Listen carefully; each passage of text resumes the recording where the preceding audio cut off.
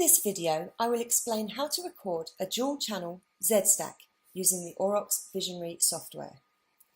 The sample I am using today is an autofluorescent rhizopus sample.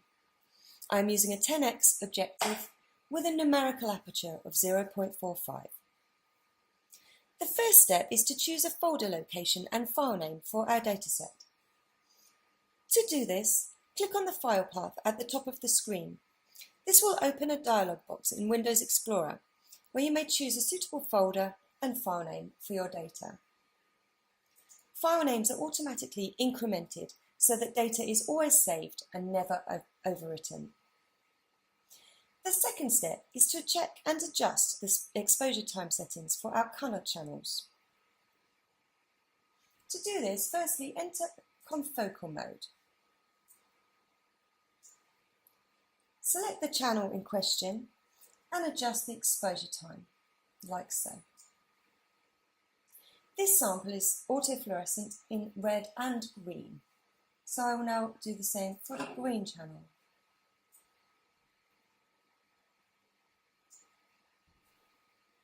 Select the channels to be acquired by clicking in the corner of each square. The third step is to set up the Z-stack acquisition range. To do this, use the focus control knob on your microscope to navigate to the bottom of your sample and click on the left-hand green chevron here. Then, using the focus knob, navigate to the top of your sample and click on the right-hand green chevron here. Clicking on the grey hexagon will activate our Z-stack acquisition. It will turn yellow.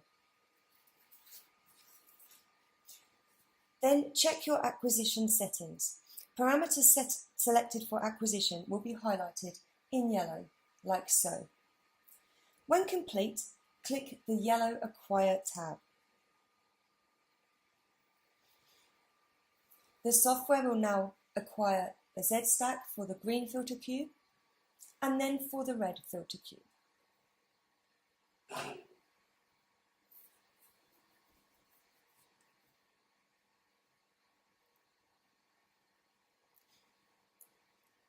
When data collection has finished, the Visionary software will enter Inspect mode.